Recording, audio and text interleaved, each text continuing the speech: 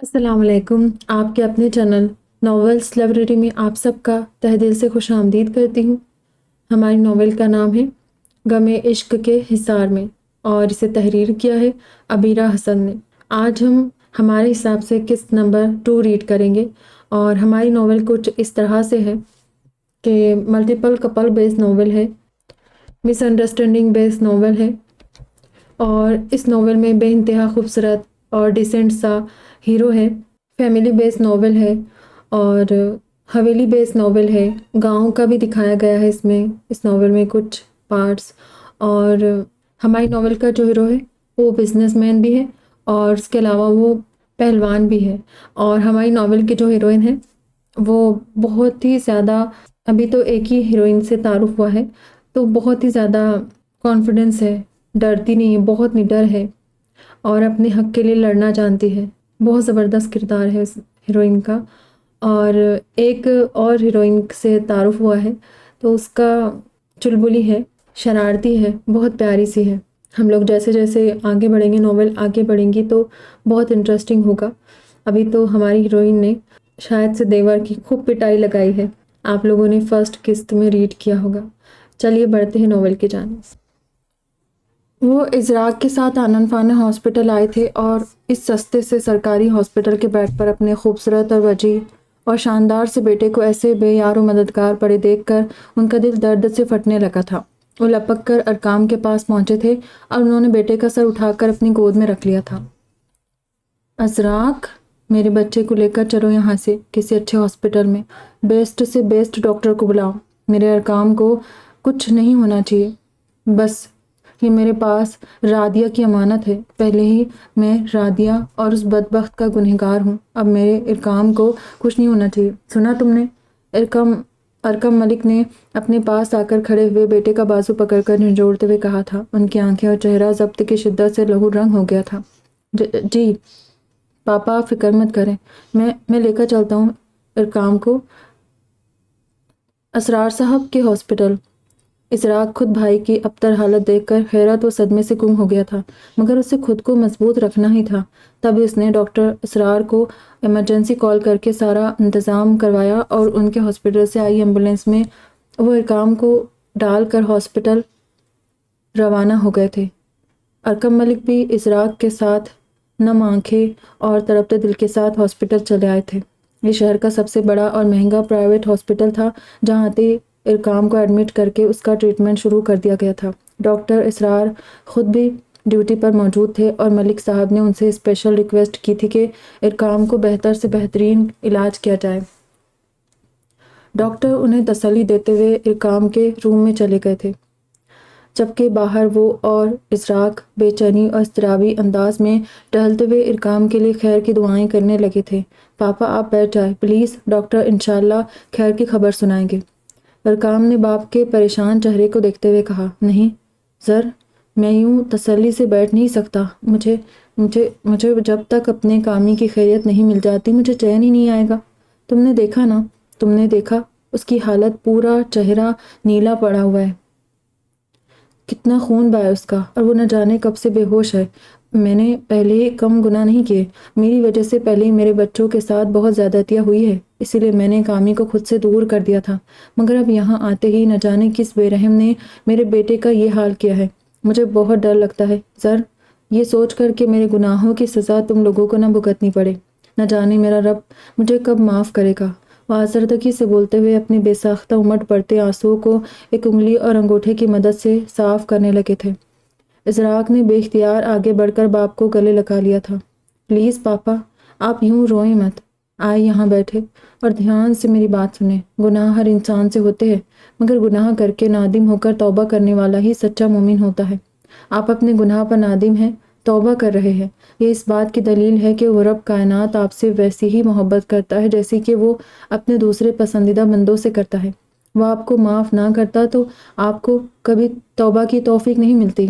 ازراق انہیں ایک طرف پڑے صوفے پر لا کر بٹھا چکا تھا اور اب باپ کے شانے پر ہاتھ پھیلائے انہیں دھیرے دھیرے سے سمجھانے لگا تھا۔ تم ٹھیک کہتے ہو سر، مگر وہ بھی تو اٹل حقیقت کی طرح میرے سامنے موجود ہے نا، اگر اللہ مجھے معاف کر دیتا تو اس کے دل سے میری نفرت نکال دیتا۔ سالوں ہو گئے میں نے اسے نہیں دیکھا، اسے اپنے سینے سے نہیں لگایا۔ مجھے نہیں پتا کہ اب اس کی شکل کیسی ہے، مجھے نہیں پتا کہ اس کا رنگ اب بھی ویسا ہی میدے جیسا سفید ہے یا نہیں، مجھے نہیں پتا کہ اس کی اٹھان کیسی ہے، نہیں پتا کہ اس کی وہ آنکھیں جن کا رنگ پوری دنیا میں سب سے الگ تھا، اب ان کا رنگ ویسا ہی رہا یا نہیں۔ میں نے کسی چھوٹے سے بچے کا اتنی سی عمر میں ایسا خوبصورت چہرہ کہیں نہیں دیکھا، مگر اب اس چہرے کو دیکھے ہوئے سالوں گزر چکے ہیں۔ میں نے عرصہ دراز سے اس کی میٹھی خوبصورت آواز کو نہیں سنا، میں نے اسے گنوا دیا سر، جان بوجھ کر گنوا دیا۔ وہ گلوگیر لہجے میں بولتے ہوئے آخر میں پھوٹ پھوٹ کر رو دیے تھے، اور زر کا دل باپ کے دکھ پر تڑپ کر رہ گیا تھا۔ انہیں اپنے ساتھ لگائے ان کی پیٹھ کو ہولے ہولے تھپکنے لگا تھا، جبکہ ارکم ملک کی بند آنکھوں کے پیچھے گزرے دنوں کے کچھ مناظر کسی فلم کی طرح چلنے لگے تھے۔ رک جائیں، مجھے آپ کی انصاف پسندی طبیعت کا پتہ ہے، مگر اس وقت مجھے آپ کی دوسروں سے زیادہ ضرورت ہے۔ دو خوبصورت شیل جیسی گہری آنکھیں جن کا ہلکا نیلگو اور سرمئی رنگ انہیں بے حد پسند تھا، ان آنکھوں سے وہ عشق کرتے تھے، مگر اکثر ان آنکھوں کو فرصت سے پڑھنے کی انہیں فرصت ہی نہیں ملتی تھی۔ وہ آنکھیں جب بھی ان سے اپنا کرب پڑھنے کی التجا کرتی تھی، انہیں اس طرح دیکھ کر نکل جاتے تھے۔ ان کے پاس واقعی وقت نہیں تھا کہ وہ ہر وقت غم جانا کے چکروں میں الجھے رہتے اور غم روزگار کو بھول جاتے۔ وقت کی شدید قلت اور بیزاری کے ہاتھوں مجبور ہو کر وہ اکثر ہی ان آنکھوں میں چھپی حیثیت کو نظر انداز کر جاتے تھے، مگر آج سالوں بعد ان آنکھوں کے متعلق سوچتے ہوئے ان کے دل نے شدت سے ان آنکھوں کے درد کو محسوس کیا تھا، اور ایک انجانا سا آنسو ٹوٹ کر ان کی آنکھ کے کونے سے نکل کر بالوں میں گم ہو گیا تھا۔ آپ کو یاد ہے رادیہ، آپ سے شادی ہوتے ہی میں نے ایک بات واضح طور پر آپ کو سمجھا دی تھی کہ میرے لیے شرینہ صرف میری پہلی بیوی کا درجہ نہیں رکھتی، میری غمگسار دوست، رازدار اور میری اولین ذمہ داری بھی ہے۔ دیکھا جائے تو یہ ان کا ظرف ہے کہ پہلی بیوی ہونے کے باوجود انہوں نے خندہ پیشانی سے آپ کو میری تیسری بیوی کے روپ میں نہ صرف آپ کو بلکہ دوسری بیوی کے طور پر نور کو بھی قبول کیا ہے، اور پوری ایمانداری کے ساتھ مجھے آپ دونوں کے ساتھ بانٹ بھی لیا ہے۔ ان کے اس احسان کے لیے میں زندگی بھر ان کا مقروض رہوں گا۔ اسی لیے آپ کے ساتھ میں نے نور سے بھی کہہ دیا ہے کہ میں اب شہرینہ کو بالکل بھی کوئی تکلیف نہیں دے سکتا، اور نہ ہی میں اب شہرینہ کی مزید کوئی حق تلفی کروں گا۔ یہ بات آپ بھی واضح طور پر سمجھ لیں اور اپنے دماغ میں بٹھا لیں۔ آپ کو اچھی طرح پتہ ہے کہ میرا آج کا دن شہرینہ کے لیے وقف ہے، میرا ان کے پاس جانا ضروری ہے، کیونکہ وہ بھی میرا آپ ہی کی طرح انتظار کرتی ہے، اور اس وقت تو ویسے بھی غم سے چور ہے۔ تایا جان اس دنیا میں نہیں رہے اور باپ کو موت کا اثر انہوں نے کچھ زیادہ ہی لے لیا ہے۔ آج بھی میں یہاں صرف آپ کی حالت کی وجہ سے آیا تھا، ورنہ میں ان کے ساتھ ہی رہتا۔ یہ سب کچھ جانتے ہوئے بھی آپ مجھے روک رہی ہے۔ کیا آپ کو پتہ ہے کہ نور نے کبھی آپ کی طرح مجھے شکایت کا موقع نہیں دیا؟ اپنا دو ٹوک لہجہ بھی ان کے کانوں میں گونجا تھا، اور ذہن کے پردے پر اس حسین سنگی مورت کی آنسوؤں سے بھری آنکھیں بھی لہرانے لگی تھی، جو اس وقت تخلیق کے مراحل طے کرتے ہوئے اپنے بے ڈول ہوتے وجود کے ساتھ ساتھ جھکائے کھڑی تھی۔ مان ٹوٹ جانے کی کرب سے ان کی آنکھیں بھر آئی تھیں۔ معافی چاہتی ہوں، آگے سے آپ کو شکایت کا موقع نہیں دوں گی۔ سر جھکا کر اپنے آنسو صاف کرتے ہوئے ان کی لرزتی آواز کی تسلی ارکم ملک کے کانوں میں گونج رہی تھی، مگر نہ تب وہ اس آواز کا درد سمجھے تھے اور نہ ہی ان لرزتے ہونٹوں پر مچلتی انکہی التجاؤں پر کان دھرے تھے۔ وہ تو بس ان آنسوؤں سے نظر چڑھاتے تھے، اور اس کے سوا ان کے پاس کوئی چارہ بھی نہیں تھا، مگر آج خود پر گزرے درد کے ان لمحوں میں ان کی آنکھوں میں بھی ان گہری نیلگوں آنکھوں کا درد آ سمایا تھا، جو ان کے سرد مہر رویے سے اس حسین عورت کی آنکھوں میں اتر آتا تھا۔ اس کے ساتھ ہی ان کی نظروں سے سامنے ایک دوسرا خوبصورت اور پیارا سا چہرہ بھی چل آیا، جو ان کی اس حسین و خوبصورت سی بیوی رادیہ ملک کے زندہ رہنے کی وجہ تھا۔ اس چہرے کو یاد کر کے وہ اب بھی تڑپ رہے تھے، بے چین ہو رہے تھے، تب اضطرابی انداز میں ازراق سے الگ ہوتے ہوئے اسے دیکھنے لگے تھے۔ سر، میری خاطر، پلیز میری خاطر اسے بلا لو، میرا کامی بہت تکلیف میں ہے، میرے لیے نہ صحیح مگر ہو سکتا ہے وہ کامی کے لیے سالوں بعد واپس لوٹ آئے۔ تم اس سے کہنا کہ بھلے ہی میری سزا ختم نہ کرے مگر آ کر میرے کامی پر ایک نظر ڈالے۔ کامی سالوں بعد اپنوں کے بیچ واپس آیا ہے، میں اس سے تو اس کا سب کچھ چھین چکا ہوں، مگر کامی سے مزید اس کا کوئی رشتہ چھیننا نہیں چاہتا۔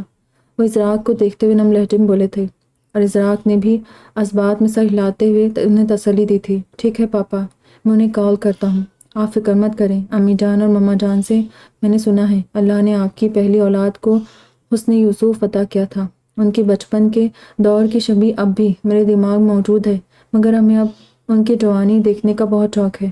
بچپن میں ان کی شکل و صورت جتنی حسین تھی، مجھے پورا یقین ہے کہ ان کی بڑھتی عمر نے انہیں مزید حسین کر دیا ہوگا۔ اب وہ آئیں گے تو آپ کے اور ارقام کے ساتھ ہم بھی انہیں دیکھ سکیں گے۔ باپ کو دیکھ کر قصدن مسکرا کر بولا۔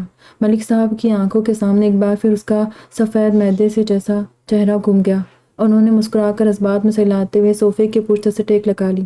پچھتاؤں کے ناگ ایک ایک کر کے انہیں ڈسنے لگے تھے۔ اسراق نے دکھ بھری نظروں سے باپ کو دیکھ کر ایک گہرا سانس کھینچتے ہوئے اپنے ذہن میں موجود اس نمبر کو زیر لب دہرایا، پھر اپنے ہاتھ میں موجود ارقام کے فون پر نمبر ملاتے ہوئے ایک سائٹ پر چلا گیا تھا۔ اس نے یہ نمبر بہت پہلے کسی کے ذریعے حاصل کر کے یاد کیا تھا، مگر کبھی اسے ملانے کی کوشش نہیں کی تھی، لیکن اب اس نے نہ صرف وہ نمبر ملایا تھا بلکہ دھڑکتے دل کے ساتھ دوسری طرف جاتی بیل کو سننے لگا تھا۔ شروعاتی کافی ساری بیلز کے بعد بھی کسی نے کال پک نہیں کی تھی۔ مایوس ہو کر کال بند کرنے لگا تھا کہ تبھی دوسری طرف سے کسی نے گمبھیر آواز میں ہیلو کہا تھا اور اسراق نے شکر کا سانس لیتے جلدی جلدی بات کرنی شروع کر دی تھی۔ یہ صبح سویرے سورج کی اوائل کرنوں کے نکلنے کے بعد کا وقت تھا، مگر اس کے باوجود شاہ حویلی کی پچھلی طرف بلند ہوتا شور اور گہما گہمی یہ بتانے کو کافی تھی کہ آج وہاں کچھ نیا دلچسپ ہونے والا تھا۔ بھیا جی، بھیا جی، بھیا جی، بھیا جی، فضا میں گونجتی زوردار پکاروں نے اکھاڑے میں آمنے سامنے کھڑے دونوں پہلوانوں کے جسم میں لاوے کی طرح دوڑتے گرم خون کو مزید گرما دیا تھا۔ دونوں پہلوان اپنے کشتی کے مخصوص لباس یعنی ایک کسی ہوئی لال رنگ کی دھوتی میں ننگے جسموں کے ساتھ ایک دوسرے کے آمنے سامنے قدرے جھکے ہوئے کھڑے تھے اور ایک دوسرے کے ساتھ گتھم گتھا ہونے کے لیے پر تول رہے تھے۔ ان کے پاس کھڑے ریفری نے اپنے ایک ہاتھ میں موجود پیتل کی بڑی سی موٹے جستے کی پلیٹ اور دوسرے ہاتھ میں بھاری پیتل کی موٹی سی موسلی کو اب تک نہیں بجایا تھا۔ یہ دونوں چیزیں اس دنگل میں بیل کے کام کے لیے استعمال ہونے والی تھی۔ یہ دیسی سٹائل کی بیل تھی جس کے بجاتے دونوں بھپرے اڑیل سانڈ جیسے پہلوان ایک دوسرے کے ساتھ بھڑ پڑتے۔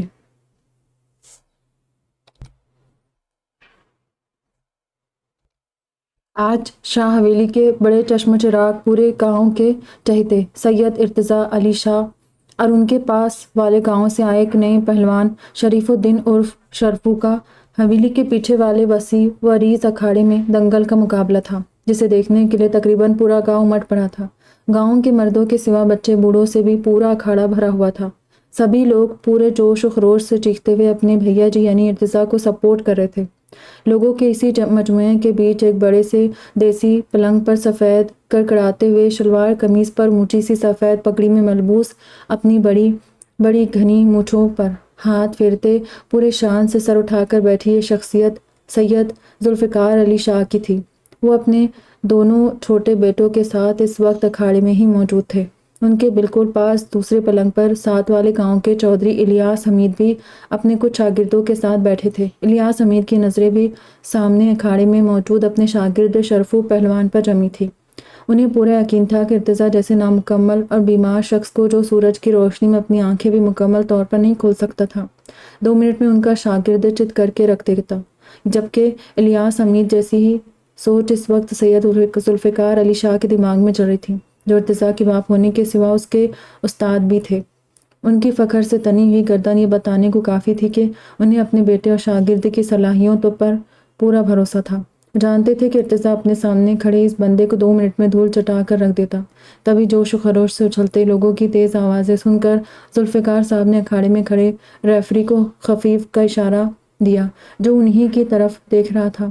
اشارہ ملتے ہی ریفری نے اپنے ہاتھ میں تھما موصل زوردار انداز میں پلیٹ پر بجا کر دنگل کے پہلے راؤنڈ کو شروع کرنے کا سگنل دے دیا تھا، اور تبھی ارتضیٰ نے اکھاڑے کی مٹی کو اٹھا کر اپنے سینے اور ماتھے سے لگایا، ساتھ ہی آسمان کی طرف چہرہ کرتے اپنی مندی مندی مرون پتلی والی شربتی آنکھوں سے اوپر دیکھتے ہوئے اپنے دونوں کانوں کو چھوا۔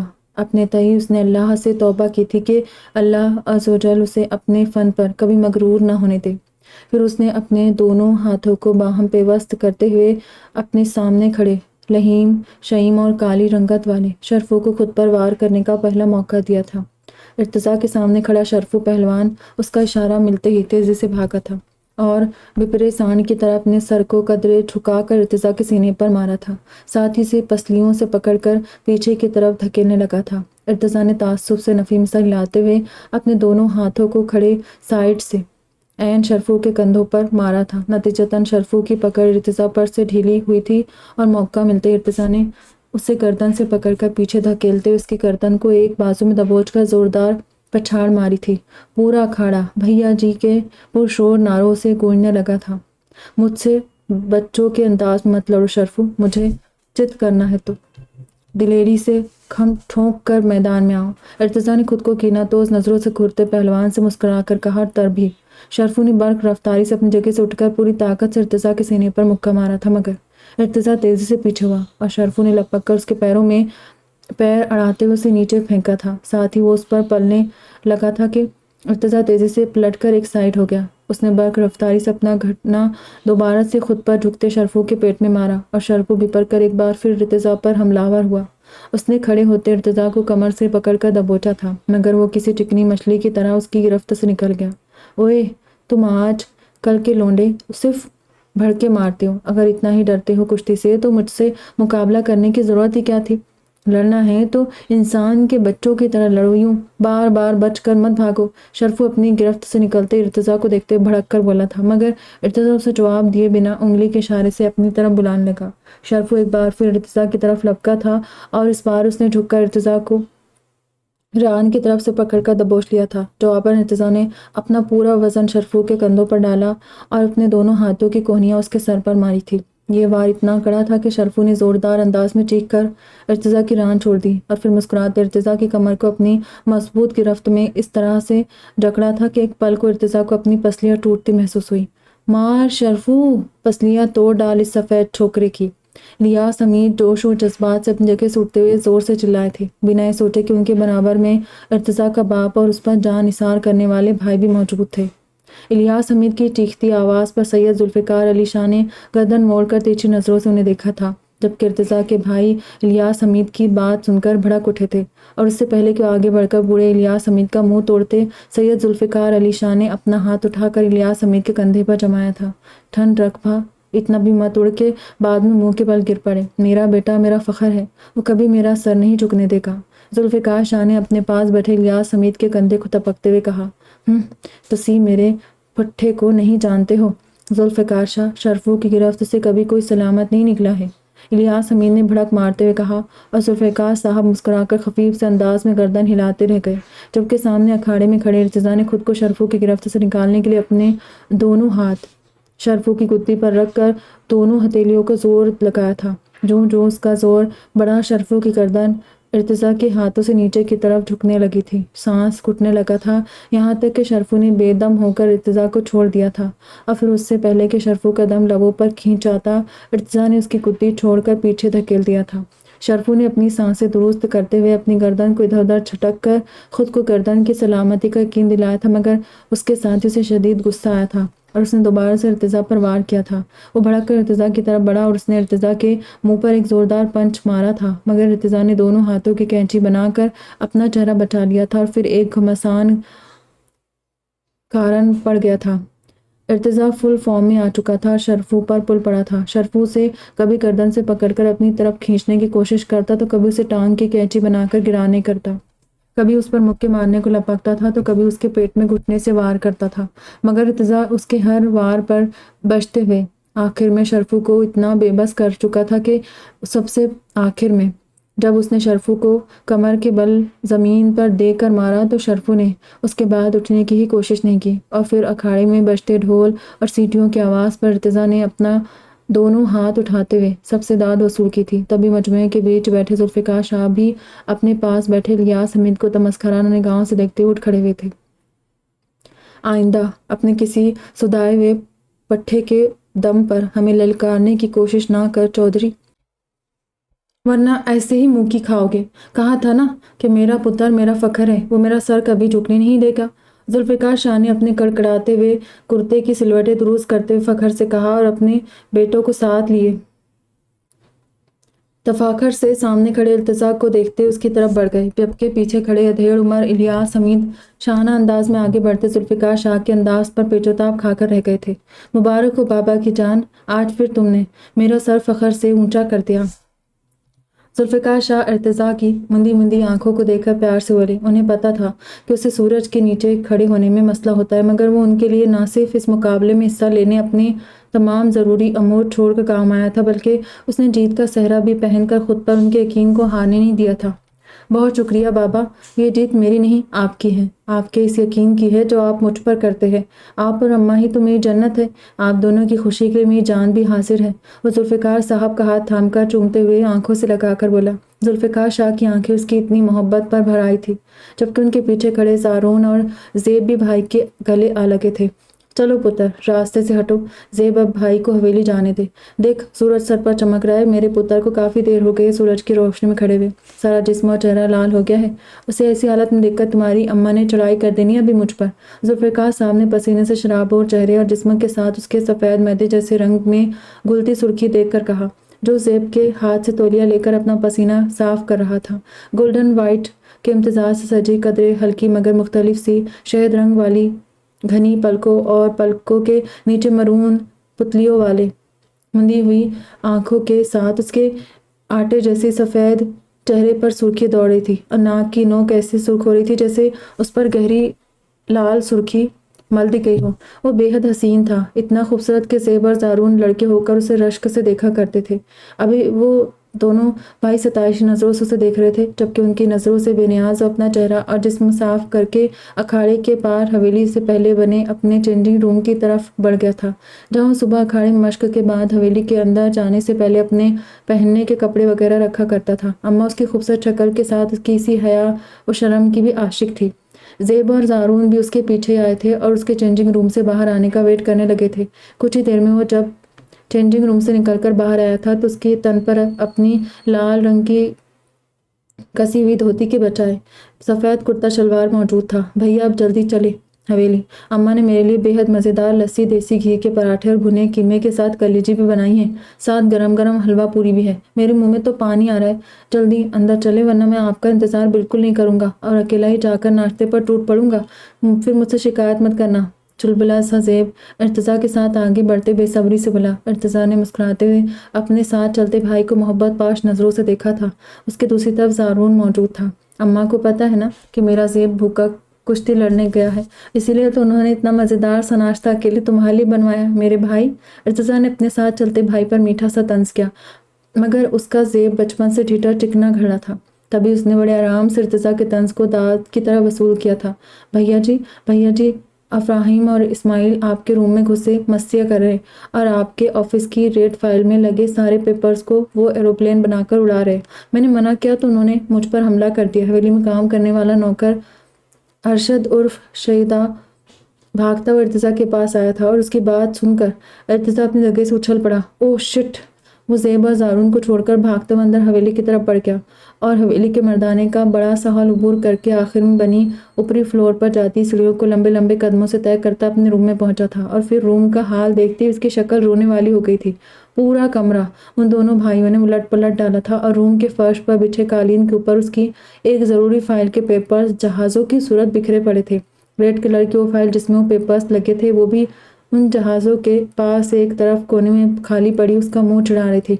फामी, सामी, ये क्या किया तुम दोनों ने? सदमे से फटती आंखों के साथ अपने नए प्रोजेक्ट की खाली फाइल को देखकर चीखते हुए बोला।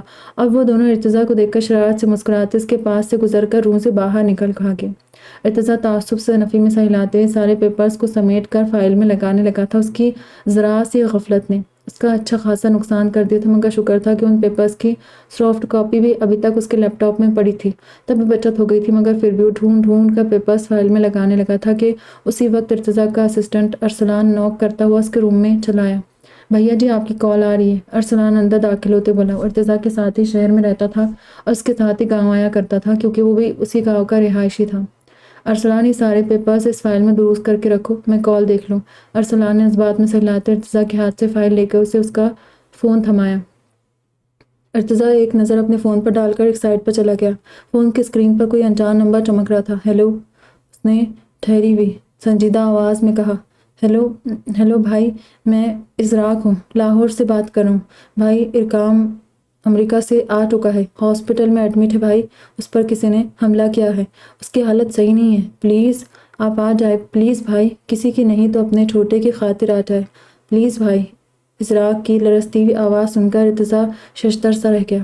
یہ آواز اس کے بھائی، اس کے ازراق کی تھی۔ وہ یقین کرتا بھی تو کیسے؟ سالوں بعد اس نے یہ آواز سنی تھی۔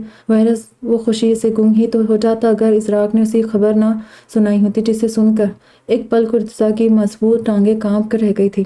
اس کا چھوٹا بھائی، اس کا کامی، ہاسپٹل میں تھا، اس کا بھائی، اس کی امی کی نشانی، اس کا پیارا چھوٹا نٹکھٹ سا ارقام، جس پر کسی نے حملہ کر دیا تھا۔ یہ خبر نہیں تھی، کوئی دھماکہ تھی جو عین ارتضیٰ کی سماعتوں کے پاس ہوا تھا۔ چھوٹے، وہ زیر لب بڑبڑاتے اس نے اپنی آنکھیں مولی تھی۔ میں آ رہا ہوں، اس نے فون پر خود کو کہتے سنا تھا، ساتھ ہی فون کان سے ہٹا کر کال ڈسکنیکٹ کر دی تھی۔ یہ فیصل آباد سے کچھ کلومیٹر دور ایک خوبصورت ہرا بھرا خوشحال سا گاؤں شاہ پور تھا۔ یہ گاؤں اپنے آس پاس کے باقی دوسرے گاؤں دیہاتوں سے زیادہ ترقی یافتہ تھا، کیونکہ گاؤں کے منتظم سردار ذوالفقار علی شاہ تھے، جن کے اجداد نے گاؤں کی ترقی کے لیے بہت محنت کی تھی۔ تبھی گاؤں کے سب لوگ ان کی بے حد عزت کرتے تھے۔ ہزاروں ایکڑ پر پھیلی کھیتی کی زمین اور گاؤں بھر میں موجود جائیداد کے سوا فیصل آباد جیسے بڑے شہر میں بھی ان کی کافی پراپرٹی تھی۔ شہر میں اپنی تین ٹیکسٹائل ملز تھی، جنہیں ان کا حسین و جمیل ملٹی ٹیلنٹڈ بیٹا ارتضیٰ شاہ اپنے چھوٹے بھائی زارون کے ساتھ مل کر سنبھالتا تھا۔ ذوالفقار صاحب اپنے بڑے بیٹے سے بے حد محبت کرتے تھے، کیونکہ وہی تھا جس کی آمد کے بعد اللہ نے ان پر اپنی نعمتوں کی بارش سی کر دی تھی۔ ان کا ماننا تھا کہ ان کے اس خوبصورت بیٹے کے مبارک قدم جب سے ان کی حویلی میں پڑے تھے، اس کے بعد سے ان کے بگڑتے کام بنتے چلے گئے تھے۔ مٹی کو ہاتھ لگاتے تھے تو سونا بن جاتی تھی۔ بے شک وہ لوگ جدی پشتی رئیس تھے، مگر ارتضیٰ کی آمد کے بعد سے تو پیسہ ہن کی طرح ان پر برسنے لگا تھا۔ اس کے سوا بھی ارتضیٰ کی آمد کے سال بھر کے اندر ہی اللہ نے انہیں اپنی کھلی دولت یعنی مزید اولادوں سے بھی خوب نوازا تھا۔ ذوالفقار شاہ اور ان کی بیگم حفصہ خاتون کو اللہ نے سب سے پہلے ایک خوبصورت بیٹی انیلا سے نوازا تھا، جو ارتضیٰ سے 10 سال بڑی تھی۔ انیلا کے بعد انہیں مزید اولاد کا سکھ نہیں مل سکا تھا، مگر پھر ارتضیٰ کی آمد کے بعد ارتضیٰ سے 2 سال چھوٹا زارون شاہ اس دنیا میں ذوالفقار صاحب کا دوسرا بیٹا بن کر چلا آیا، اور پھر زارون کے 2 سال بعد زیب بھی، پھر سب سے آخر میں ذوالفقار شاہ کی نٹکھٹ سی بیٹی اور زیب سے 7 سال چھوٹی اشال کی آمد ان کی خوشی میں حویلی میں ہوئی تھی، جو ارتضیٰ سمیت سب کی لاڈلی تھی۔ ذوالفقار صاحب کی جان اشال میں قید تھی۔ انیلا کی شادی 15 سال پہلے ہی اس کے پھوپھی زاد سمیر سے ہو چکی تھی، مگر ماں باپ کی طرح انیلا کو بھی اولاد کی دولت بہت دیر سے ملی تھی۔ اس کے 2 نٹکھٹ سے بیٹے 5 سالہ افراہیم اور 4 سالہ اسماعیل تھے۔ ارتضیٰ سے چھوٹے زارون کی منگنی بھی اپنے چچا کے یہاں ہو چکی تھی۔ زیب ابھی پڑھ رہا تھا اور اشال ابھی انٹر میں تھی۔ ارتضیٰ اب 28 سال کا ہو چکا تھا۔ اس کے باوجود سب کی لاکھ کوششوں کے بھی بعد اس نے اب تک کسی وجہ سے شادی نہیں کی تھی۔ ذوالفقار صاحب کی بیگم، جو پوری حویلی میں اماں کے لقب سے مشہور تھی، ان کا بلا شرکت غیر پوری شاہ حویلی پر راج چلتا تھا۔ ان کے سامنے ذوالفقار صاحب بھی دم مارنے کی ہمت نہیں رکھتے تھے، مگر اپنی ماں کے ساتھ کھم ٹھونک کر مقابلہ کرنے کی ہمت ذوالفقار صاحب ارتضیٰ کی لاڈلی اشال کے سوا کسی میں نہیں تھی۔ تب وہ اکثر اماں کے جوتے کھاتی ہوئی پائی جاتی تھی۔ بقول اشال اماں اپنی ساری اولادوں کے بدلے اس نازک سے جان سے لیتی تھی۔ حویلی میں 24 گھنٹے کھانا کھانے کے ساتھ ساتھ اپنی بونگی حرکتوں کی وجہ سے اماں سے ڈانٹ اور کٹ کھاتی تھی، سوائے ان دنوں کے جب ارتضیٰ حویلی میں موجود ہوتا تھا۔ ارتضیٰ کی موجودگی کا فائدہ اشال کے سوا بابا کو بھی ہوتا تھا، کیونکہ بابا کو ان دنوں اماں کی طرف سے خاصی رعایت ملتی تھی۔ جب ارتضیٰ ہفتے کے 2 دن حویلی میں گزارتا تھا، ان دنوں مزے کے کھانوں کے سوا پاپا اپنے لاڈلے کے ساتھ مل کر اپنے دیرینہ شوق کی بھی تکمیل کرتے تھے۔ روز صبح سویرے اپنے اکھاڑے کو آباد کر لیا کرتے تھے۔ پہلوانی ان کے اوائل جوانی کے دنوں کا شوق تھا، جس کی تکمیل کے لیے انہوں نے اپنے بابا صاحب سے کہہ کر حویلی کے باہر پچھلی طرف پڑی کچی زمین کو اکھاڑے کا روپ دے ڈالا تھا، یعنی ان کی حویلی کا وہ اکھاڑا ذوالفقار شاہ کے اوائل جوانی کے دنوں کا تھا۔ اس اکھاڑے میں وہ اپنی پہلوانی کی مشقیں کیا کرتے تھے۔ انہوں نے گاؤں کے کافی سارے مردوں اور لڑکوں کو اپنی شاگردی میں لیا ہوا تھا۔ ان کے ساتھ ہی انہوں نے اپنا یہ ہنر اپنی جان سے عزیز بیٹے ارتضیٰ کو بھی سکھانا شروع کر دیا تھا۔ وہ اسے 13 سال کی عمر سے پہلوانی کی تیاری کرواتے آ رہے تھے اور 17 سال کی عمر تک پہنچتے پہنچتے ارتضیٰ نہ صرف مکمل طور پر پہلوانی سیکھ چکا تھا بلکہ اس نے آس پاس کے دیہاتوں میں موجود پہلوانوں کے ساتھ کشتیاں بھی لڑنی شروع کر دی تھی۔ پھر اس کے اگلے 2 سالوں میں تو اس نے باقاعدہ پہلوانی کے مقابلے میں حصہ لے کر نہ جانے کتنے ہی انعامات بھی جیتے تھے۔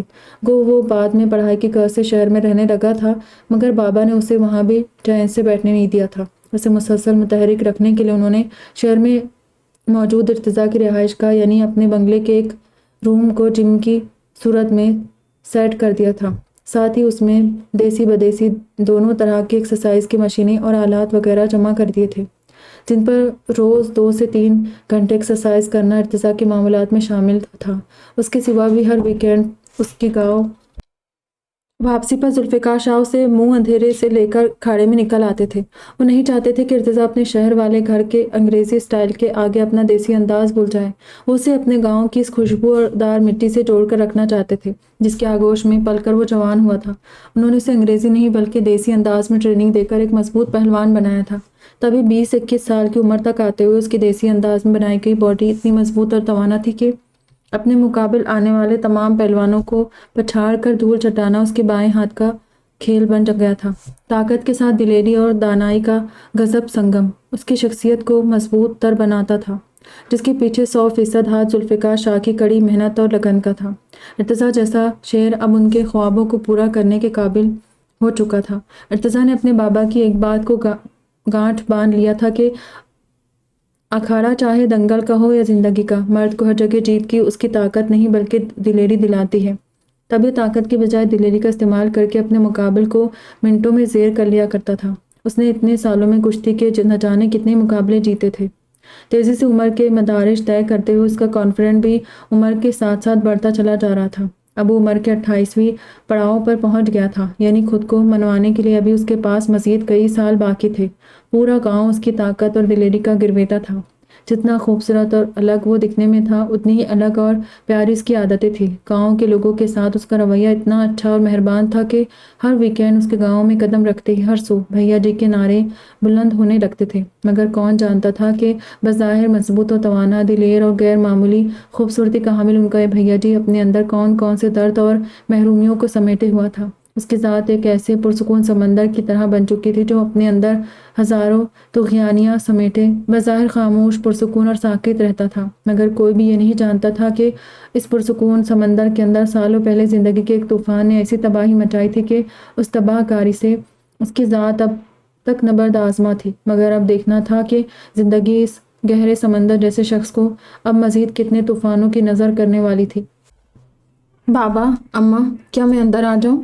وہ اماں اور بابا کے روم کے باہر کھڑا دروازے کو نوک کرتا ہوا پوچھنے لگا تھا۔ آ جاؤ پتر، اجازت کی کیا ضرورت ہے؟ اندر سے اماں کی مہربان آواز آئی تھی۔ وہ اشراق کی نماز پڑھ رہی تھی۔ ارتضیٰ دروازہ کھول کر اندر چلا آیا۔ بابا بھی کرسی پر بیٹھے تسبیح پڑھ رہے تھے۔ یقیناً وہ بھی ابھی نماز سے فارغ ہو کر بیٹھے تھے۔ پتر، بس میں نماز پڑھ لوں پھر ٹیبل لگواتی ہوں، بھوک لگی ہوگی میرے بچے کو۔ اماں اسے دیکھتے ہوئے مسکرا کر بولی، آپ سکون سے نماز پڑھیں اماں، ناشتہ کہاں بھاگا جا رہے ہیں؟ اس سے پہلے مجھے آپ سے اور بابا سے بات کرنی تھی۔ بے چینی سے ہاتھ مسلتا بولا۔ اماں اور بابا نے اس کے پریشان چہرے کو چونک کر دیکھ کر اماں اس بات میں سہلاتے نیت باندھ کر کھڑی ہو گئی۔ پھر اماں کی نماز مکمل کرنے تک وہ صوفے پر بیٹھا اضطرابی انداز میں اپنے ہاتھوں کو مسلتا رہا۔ اماں نماز مکمل کر کے خود بھی اس کے پاس ہی آ کر صوفے پر بیٹھ گئی۔ کہ گلے پتر، پریشان لگ رہے؟ اماں اس کے کندھے پر ہاتھ رکھتے بولی۔ بابا بھی اسے سوالی نظروں سے دیکھ رہے تھے۔ اماں، سالوں بعد بچھڑوں نے مجھے پکارا ہے۔ وہ لوگ جو مجھے اپنے جسم کے گلے سڑے حصے کی طرح کاٹ کر خود سے الگ کر چکے تھے، انہیں اچانک میری یاد آئی۔ میرے زر کی کال آئی تھی اماں۔ میرا چھوٹا امریکہ سے واپس آ چکا ہے، مگر یہاں آتے ہی کسی ظالم نے اس پر حملہ کر دیا ہے۔ وہ ہاسپٹل میں پڑا ہے۔ اماں، بابا، سالوں بعد مجھے ان لوگوں نے میری امی کی نشانی میرے چھوٹے کے لیے بلایا ہے۔ کیا میں چلا جاؤں بابا؟ مجھے زر نے کال کیا تھا، میرے چھوٹے بھائی نے مجھے یاد کیا ہے۔ پر امید نظروں سے اماں اور باپ کے چہرے کو دیکھتے ہوئے پوچھنے لگا تھا۔ ذوالفقار صاحب کا چہرہ اس کی بات سن کر تن گیا تھا، مگر وہ بیٹے کی پر امید نظروں کو دیکھ کر فوراً سمجھ گئے تھے۔ جبکہ اماں کی آنکھیں بھی سالوں بعد اپنوں کا نام سن کر نم ہو گئی تھی۔ بالکل جا پتا، اس میں اجازت لینے والی کون سی بات ہے؟ اس وقت چھوٹے کو تیری ضرورت ہے تو جا، اور جس نے بھی یہ نیچ حرکت کی ہے اسے اچھی طرح سبق سکھا کر آنا۔ بابا اپنی جگہ سے اٹھ کر بیٹے کے پاس آ بیٹھے تھے۔ بہت شکریہ بابا، آپ فکر نہ کریں، جس نے بھی ایسا کیا ہے نا، میں اسے چھوڑوں گا نہیں۔ سبق تو واقعی میں اسے ایسا سکھاؤں گا کہ زندگی بھر اپنے کیے پر خون کے آنسو روئے گا۔ اس کا بھی اپنے چھوٹے سے ویسا ہی حال کرواؤں گا جیسا میرے چھوٹے کا اس نے کیا ہے، مگر اس کے لیے مجھے جلد سے جلد لاہور پہنچنا ہوگا۔ بس میں ابھی نکلتا ہوں بابا۔ اماں آپ دعا کیجیے گا کہ چھوٹا خیریت سے ہو، مجھے زر نے بتایا ہے کہ اس کی حالت صحیح نہیں ہے۔ باپ کے ہاتھ پکڑ کر چومتے ہوئے آنکھوں سے لگا کر بولنے کے ساتھ اماں سے بھی بولا تھا، تب ایک دھماکے کے سے دروازہ کھلا اور عشاء آندھی طوفان کی طرح اندر داخل ہوئی۔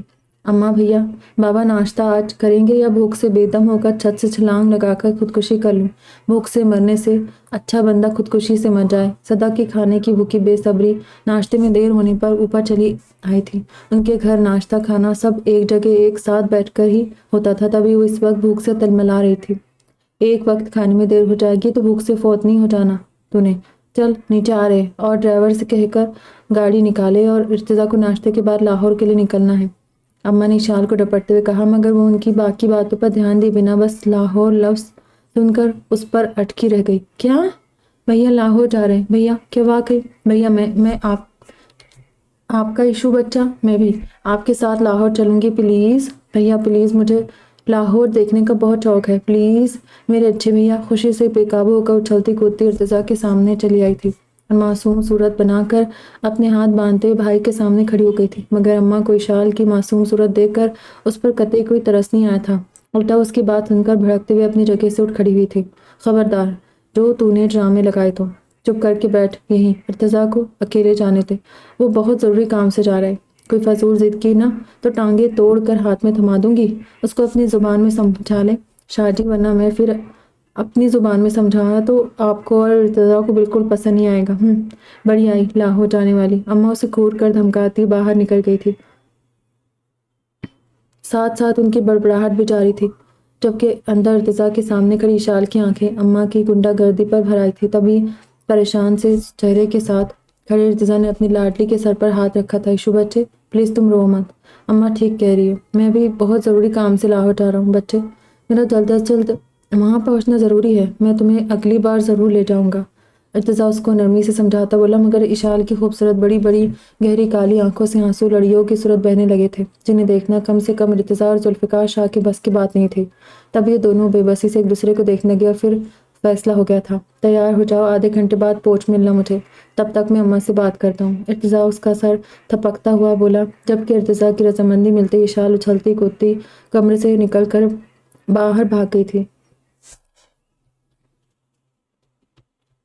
علایا، تمہاری چین کہاں ہے؟ اگلے دن کالج سے واپسی پر اپنے لیے کافی بنائی تھی کہ تبھی بھابھی اس کے پیچھے کچن میں چلی آئی تھی۔ وہ کیک بیک کر رہی تھی اور اوون سے کیک نکالتے ہوئے بھابھی کی نظر علایا کے خالی گلے پر پڑ گئی تھی، تبھی اسے پوچھنے لگی تھی، جبکہ علایا بھابھی کی اس تفتیش پر چونک پڑی۔ ہاتھ بے ساختہ اپنے گلے پر گیا تھا۔ اسے اپنی چین کی گمشدگی کے بارے میں رات کو ہی پتہ چل گیا تھا، جب وہ اس شیطان کو اپنے گھر کے باہر چھوڑ کر آئی تھی۔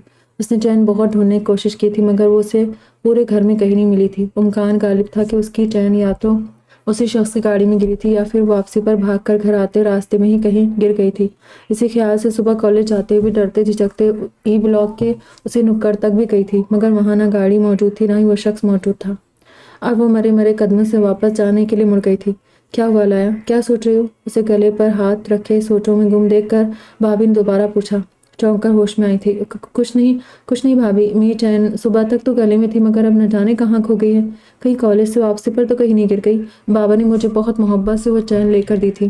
وہ افسردگی سے اپنے گلے پر ہاتھ پھیرتی بولی، مگر جہاں تک مجھے یاد ہے میں نے رات کو بھی وہ تمہارے گلے میں نہیں دیکھی تھی، مگر پوچھا اس لیے نہیں کہ سوچا شاید تم نے اتار کر کہیں رکھ دی ہوگی، لیکن اب بھی تمہارا گلا خالی ہے۔ اصفیہ بغور علایا کی اڑی ہوئی رنگت دیکھتی ہوئی کیک میں ٹوتھ پک ڈال کر چیک کرنے لگی کہ کیک صحیح سے بیک ہوا یا نہیں۔ نہیں بھابھی، رات کو تو میں نے خود اتار کر رکھی تھی، مگر صبح دوبارہ پہن لی تھی، ہو سکتا ہے مجھ سے لاک وغیرہ ٹھیک سے نہ لگا ہو، اس کا تبھی سے گلے سے نکل گئی ہو۔ علایا دوبارہ صفائی دیتی بولی اور گرم ابلتی ہوئی کافی کا مگ پکڑ کر باہر نکلنے لگی تھی۔ اسے بھابھی کی تفتیشی نظروں سے گھبراہٹ ہونے لگی تھی۔ تمہیں دھیان رکھنا چاہیے تھا علایا۔ بھائی چیز واقعی تمہاری تھی، مگر میں نے دیکھا ہے کہ تم اپنے آپ میں خاصی لاپرواہ ہو، لیکن اتنی لاپرواہی بھی اچھی نہیں ہوتی۔ بھابھی کی طنزیہ آواز نے اس کے آگے بڑھتے قدموں کو زنجیر کر لیا تھا۔ بھابھی کی طنزیہ ٹون تو اچھی طرح سمجھ گئی تھی، مگر وہ یہ بات کس پیرائے میں کہہ رہی تھی وہ یہ نہیں سمجھی تھی۔ کیا وہ اس کے ماضی کو لے کر اسے تانا دے رہی تھی، یا واقعی بات بس چین کی تھی؟ وہ پلٹ کر بھابھی کی پشت کو دیکھنے لگی تھی، مگر پھر سج ہٹکتے دروازے کی طرف بڑھ گئی تھی۔ اسے ایک بار پھر اس شیطان صفت لڑکے کے متعلق سوچتے ہوئے شدید غصہ آیا تھا۔ وہ اپنے دل میں ہزاروں خدشات لیے اشال کے ساتھ لاہور کے لیے نکل گیا تھا۔ اماں کو اس نے اپنے ایشو بچے کے آنسوؤں کی خاطر منا ہی لیا تھا۔ ویسے بھی اماں اپنے پیارے بیٹے کی کوئی بات ٹالتی ہی کہاں تھی۔ انہیں ارتضیٰ اپنی باقی اولادوں سے زیادہ عزیز تھا۔ اس کی پیاری صورت اور عادتوں کی تو وہ عاشق تھی، اور اس وقت وہ ویسے بھی ارتضیٰ کے ساتھ اس کے چھوٹے کے لیے بہت پریشان تھی۔ تبھی انہوں نے دوبارہ اشال کی خبر لینے سے بھی پرہیز کیا تھا، اور بلا جھجک اپنی ضدی اڑیل بیٹی کو ارتضیٰ کے ساتھ لاہور بھیجنے کی رضامندی دے دی تھی۔ مگر انہوں نے ارتضیٰ کو خاص ہدایت ضرور دی کہ لاہور پہنچ کر اشال کی جائز ناجائز بالکل نہ مانے۔ اشال کسی قسم کی ضد دکھائے تو وہ فوراً انہیں کال کر دے تاکہ حفصہ بیگم خود لاہور آ کر بیٹی کا دماغ درست کر سکے۔ اماں کی بات سن کر ارتضیٰ نے بھی انہیں پورا یقین دلایا تھا کہ وہ اشال کے لیے بالکل فکر نہ کریں۔ ارتضیٰ واقعی اشال کی کسی بھی بے جا ضد پر بالکل ایسا ہی کرے گا۔ تب جا کر اماں کو تسلی بھی تھی۔ پھر جلد ہی وہ سب سے ملتا ہوا باہر گاڑی تک چلایا تھا۔ اشال تو مزے سے جا کر ارتضیٰ کی گاڑی میں بیٹھ بھی چکی تھی، جبکہ اماں، بابا، سارون اور زیب انہیں باہر تک چھوڑنے بھی آئے تھے۔ بھیا، لاہور پہنچنے مزید کتنی دیر لگے گی؟ فرنٹ سیٹ پر بیٹھے اشال نے ڈرائیونگ کرتے ہوئے ارتضیٰ سے پوچھا تھا۔ بس بچے آدھا گھنٹہ مزید ہے، مگر ہم پہلے ہاسپٹل جائیں گے، وہاں میرا چھوٹا ایڈمٹ ہے۔ ارتضیٰ نے ونڈو اسکرین کے پار دیکھتے ہوئے جواب دیا۔ اوہ واقعی، کیا آپ کے چھوٹے کو؟ ویسے بھیا آپ سے تو آپ کے سبھی بھائی چھوٹے ہیں، پھر آپ کس چھوٹے کی بات کر رہے ہیں؟ ماشاء اللہ، آپ کے بعد وہ والے کیا نام ہے ان کا؟ اساک جیسا، ہاں یاد آیا، ازراق، یہ عجیب سا نام ہے نا ان کا۔ پھر وہ امریکہ والے ہیں جو اماں بتاتی ہے کہ وہ رادیہ ممانی میں ملتے ہیں، اور پھر وہ آخر کے دو بھی ہیں، ان کے نام بھی مجھے یاد نہیں ہے۔ مجھے تو ان میں سے کون سے والے ہاسپٹل میں ہیں؟ اشال اپنی پیشانی پر انگلی بجاتی ہی پرسوچ انداز مڑنے لگی، اور اس کے اس مدبرانہ انداز پر ارتضیٰ مسکرانے لگا تھا۔ ازراق کو ہم سب زر کہتے تھے، اور اس سے چھوٹا جو امی کی شکل کا ہے اس کا نام ارکام ہے۔ میں اسے بچپن سے چھوٹا کہتا ہوں۔ امریکہ میں ماموں کے ہاں تھا، اسی کا ایکسیڈنٹ ہوا ہے۔ ہم اسے دیکھنے جا رہے ہیں۔ ارکام سے چھوٹے سعد اور حماد ہے۔ ارتضیٰ نے اپنی خوبصورت مرون آنکھوں کو آدھا سکیڑتے ہوئے اپنے بھائیوں کے بارے میں بتایا۔ سورج کی تیز روشنی میں اس کی آنکھوں کا اسٹائل ایسا ہی رہتا تھا۔ اس وقت ڈرائیونگ کرتے ہوئے ونڈو اسکرین کے پار چمکتی سورج کی تیز روشنی کی وجہ سے اب بھی پوری آنکھیں کھول نہیں پا رہا تھا۔ اشال بے ساختہ اپنے پیارے بھائی کو دیکھ کر مسکرا دی۔ کیا بات ہے ایشو بچے، کس بات پر چپ کے مسکرایا جا رہا ہے؟ وہ اشال کا مسکرانا نوٹ کر چکا تھا، تبھی گردن گھما کر اسے دیکھتا ہوا بولا، کچھ نہیں، میں اپنے ہینڈسم بھیا کی خوبصورت مرون سی آنکھیں دیکھ رہی تھی جس کا کلر اس دنیا میں سب سے الگ ہے۔ اف بھیا، آپ یقین کریں، آپ بہت خوبصورت ہیں، اتنے خوبصورت کہ میں اپنی فرینڈز کو بھی آپ کے بارے میں بتاتی ہوں کہ میں نے اپنے بھیا جیسا ہینڈسم بندہ اب تک کہیں نہیں دیکھا۔ جیسے اماں کہتی ہے کہ میرے ارتضیٰ جیسا پورے فیصل آباد میں کوئی دوسرا ہو تو ڈھونڈ کر لاؤ۔ واقعی آپ جیسا فیصل آباد تو کیا پورے ملک میں دوسرا کوئی بھی نہیں ہے۔ پتہ نہیں ماموں جان کی باقی اولادیں بھی آپ کے جیسی ہے کہ نہیں، بٹ ماموں جان بہت لکی ہے بھیا جنہیں آپ جیسا اتنا خوبصورت بیٹا ملا۔ میں اکثر سوچتی ہوں کہ جب ماموں مانی نے آپ کو پہلی بار دیکھا ہوگا تو وہ تو آپ کو دیکھ کر خوشی سے پاگل ہو گئے ہوگے۔ اللہ کا کتنا شکر کیا ہوگا انہوں نے کہ انہیں اللہ نے اتنا خوبصورت بیٹا عطا کیا ہے۔ اشال نے عادت کے مطابق بے لاگ تبصرہ کیا تھا، مگر اس کے آخری جملے سن کر ارتضیٰ کے خوبصورت سفید مسکراتے چہرے پر ایک تاریک سا سایہ لہرا گیا۔ دل میں درد کی تیز لہر سی اٹھی تھی کہ کچھ نہ یاد آیا تھا، کتنے ہی زخموں کے ٹانکے کھل گئے تھے۔ اس نے ایک لمحے کو اپنی آنکھیں موند کر کھولتے ہوئے اشال کو کوئی جواب دیے بنا گاڑی کی سپیڈ مزید تیز کر دی تھی۔ پھر وہ آدھے گھنٹے سے کچھ پہلے ہی ہاسپٹل پہنچ گئے تھے۔ زر بیٹا، کچھ پتہ چلا کس نے کیا یہ؟ میرے بچے کی تو یہاں کسی سے کوئی دشمنی بھی نہیں ہے، ابھی تو وہ واپس آیا، پھر کس نے اس بے دردی سے اسے مارا ہے؟ اور جنید کہاں ہے؟ درد وہ آنسوں میں ڈوبی یہ آواز شہنینا کی تھی۔ وہ کچھ دیر پہلے ہی ازراق کے فون پر اسعد اور عماد کے ساتھ ہاسپٹل پہنچی تھی، نور بھی ان کے ساتھ آئی تھی۔ کچھ نہیں پتا امی جان، یہ سب کس نے کیا اور کیوں کیا؟ اور جنید کا فون صبح سے سوئچ آف ہے، نہ جانے وہ کہاں ہے۔ میں نے اس کی خالہ کے یہاں بھی کال کیا تھا، مگر کوئی فون ہی نہیں اٹھا رہا ہے، شاید سب سو رہے، مگر جنید سے مجھے اس لاپرواہی اور بے حسی کی امید نہیں تھی۔ خود ارقام کو ساتھ لے کر گیا تھا تو اس کو یوں میرے بھائی کو اکیلا چھوڑ کر بھاگنا نہیں چاہیے تھا۔ پتہ نہیں رات کو یہ لوگ کہاں کی سیریں کرتے پھر رہے تھے۔ بہرحال کامی کو ہوش آنے دے، وہی ہمارے سارے سوالوں کے جواب دے گا۔ اسراق نے ماں کو تسلی دینے کے ساتھ اپنے پاس پڑے صوفوں پر بیٹھے باپ اور چھوٹے بھائیوں کو دیکھتے ہوئے کہا۔ اسعاد اور عماد باپ کے پاس خاموشی سے سر جھکائے بیٹھے تھے۔ شرینہ اور نور اسراق کے پاس ہی کھڑی تھی۔ وہ بھی بیٹے کی بات سے متفق ہوتے ہوئے اس بات میں سر ہلا کر رہ گئی۔ ان دونوں کو اپنی سوتیلی اولاد اپنے سگے بیٹوں سے بھی زیادہ عزیز تھی۔ اس حادثے کے بعد شرینہ اور نور نے اپنے سارے بچوں سمیت ارقام کو بھی اپنے پروں میں چھپا لیا تھا، کیونکہ اس وقت تو ارقام ملک کو جیسے اپنا بھی ہوش نہیں تھا۔ ویسے بھی نور اور شرینہ ہی تھی جو اپنے شوہر اور بچوں کے ساتھ ارقام کا بھی خود سے زیادہ خیال رکھتی تھی، اسے ویسا ہی پیار ویسی ہی محبت دیتی تھی جیسے ارقام کو اس کی سگی ماں سے ملتی رہی تھی۔ ارقام کے سوا بھی نور اور شرینہ نے ایک دوسرے کے بچوں میں کبھی کوئی فرق نہیں کیا تھا۔ ان دونوں کے لیے ملک صاحب کی ساری اولادیں ایک برابر تھی، پھر چاہے وہ خود کی کوکھ سے پیدا ہوئے بیٹے ہو یا پھر اپنی سوکنوں کی اولاد ہو۔ انہوں نے اپنے شوہر کی اولاد میں کبھی فرق نہیں کیا تھا۔ تب اس وقت ان کے دل بھی ارقام کی حالت پر بالکل سگی ماں کی طرح تڑپ رہے تھے۔ نور اور شرینہ کے ہاسپٹل آنے سے کچھ دیر پہلے ہی ڈاکٹر ارقام کو ٹریٹمنٹ دے چکے تھے۔ ڈاکٹر اسرار نے اسراق اور ملک صاحب کو ارقام کی کنڈیشن بھی بتا دی تھی۔ ارقام کے دائیں شولڈر کی ہڈی میں میجر فریکچر تھا اور بائیں کہنی کے نیچے سے بھی اپنا بچاؤ کرنے کی صورت پھیلے ہاتھوں پر چوٹ لگنے سے ہاتھوں کی ہڈیاں ٹوٹ گئی تھی۔ اس کے سوا دونوں ٹانگوں میں سے دائیں ٹانگ کے گھٹنے پر بھاری ضربے لگنے سے گھٹنے کی ہڈی چٹک گئی تھی۔ سر پر بھی گہری چوٹ تھی اور ایک طرف سے سر پھٹ گیا تھا۔ ریڑھ کی ہڈی بھی ٹوٹتے ٹوٹتے بچی تھی۔ پسلیوں میں بھی شدید چوٹ آئی تھی، یعنی علیہ نے ارقام کو واقعی جم کر اور فرصت سے دھویا تھا۔ ٹریٹمنٹ کے بعد ڈاکٹر نے اسے ہوش میں آنے کے لیے مزید 2 سے 3 گھنٹوں کا وقت بتایا تھا، اور یہ 2-3 گھنٹے ملک صاحب نے جیسے کانٹوں پر گزارے تھے۔ باقی سب بھی پریشان چہروں کے ساتھ اس کے روم کے باہر بیٹھے ارقام کے ہوش میں آنے کا انتظار کر رہے تھے۔ آپ کے پیشنٹ کو ہوش آ گیا ہے، ان کی کنڈیشن اب اسٹیبل ہے۔ ارقام کے روم میں کچھ منٹ پہلے ایک نرس گئی تھی اور واپسی پر وہ ان کے لیے خوشخبری لے کر آئی تھی۔ نرس کی بات سنتے ہی سب سے پہلے ارقام کے روم میں داخل ہونے والی ہستی ارقم ملک کی تھی۔ وہ بھاگتے قدموں سے بیٹے کے روم میں گئے تھے۔